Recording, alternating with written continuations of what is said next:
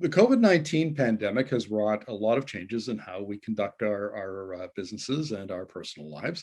And one of them is how we shop and how we get things delivered to our homes and businesses. I'm going to be speaking with Sagie Evbenata from the UK. He's with Guidehouse Insights, and he's just released a study on automated low-speed delivery vehicles. So welcome to the interview, Sagie. Thank you, Markham, and good morning. Yeah, it's great to be on this call. Why don't we start with an overview of the study, please? Sure. So the study, which I recently completed, it covers what we call low-speed automated delivery vehicles. Now, I guess in the study, I defined two different types of technology there. First are the ones which we call sidewalk delivery bots. So they are the small robotic vehicles that typically drive on sidewalks or pavements to carry small consignments to the end customer. And the second category are the robotic delivery vehicles. Now, these are slightly larger vehicles, once again, fully automated. However, they tend to drive on public roads or possibly cycle paths. They travel a little faster, have a higher payload, and can carry more goods to the customer. So really the study was having a look at what the key drivers are, which has encouraged the growth of these technologies.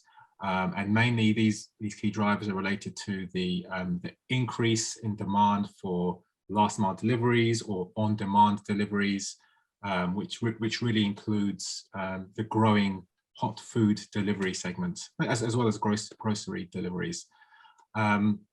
And so the study really covered these two technologies and the drivers which would encourage the adoption of them.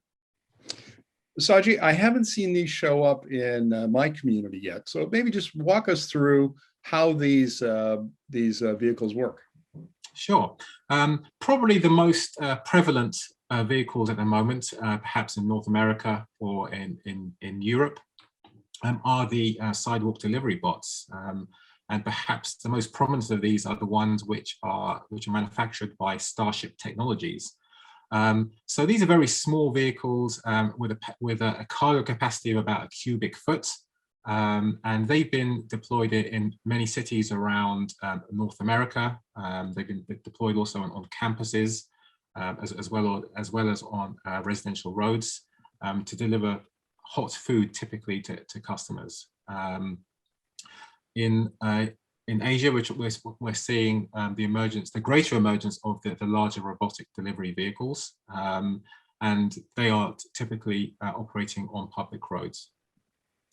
So help me imagine how this works. So the little bot, the little delivery vehicle, trundles down my my sidewalk to my house. And how do I know it's there? How do I come out and get the hot food? What do I do? Sure. In the UK, at least, Starship, they've partnered with local supermarkets to provide the delivery services for groceries. So you as a consumer, you would use the app. Typically, it would be the app provided by the supermarket to create your order. Now, of course, your order will be limited for the types of items that could be immediately dispatched and would also be able to fit within the delivery bot. So it's a very straightforward process, just like ordering your groceries normally with your smartphone app. You then have obviously a tracker on the app which identifies the location of the bot as it approaches your house, and you get alerted once the bot is outside the front of your house, and then you can walk down to the sidewalk and collect your order. Obviously, the goods are locked within the bot, but you're depending on the service, you're provided the code to unlock or use the app to unlock the vehicle to access your order. Well, we can certainly see how the COVID-19 pandemic has played into this, because with contactless kinds of deliveries, and in our family, we pick up our groceries curbside, that sort of thing. But you think that this is going to continue after the pandemic? Yes, I think that's a very good issue that you've raised, and certainly the pandemic has accelerated the deployment of these delivery vehicles. And for example, in Wuhan in China, during the peak of the crisis, White Rhino and JD.com were deploying their robotic delivery vehicles to make deliveries of essential items to the hospitals there. However, I see that this opportunity that that the operators of these bots have had to increase deployments, increase their learnings of these technologies, and refining the consumer experience has helped to accelerate the firstly the awareness, or the consumer awareness of these services, and also the number of consumers and the opportunities to deploy these services.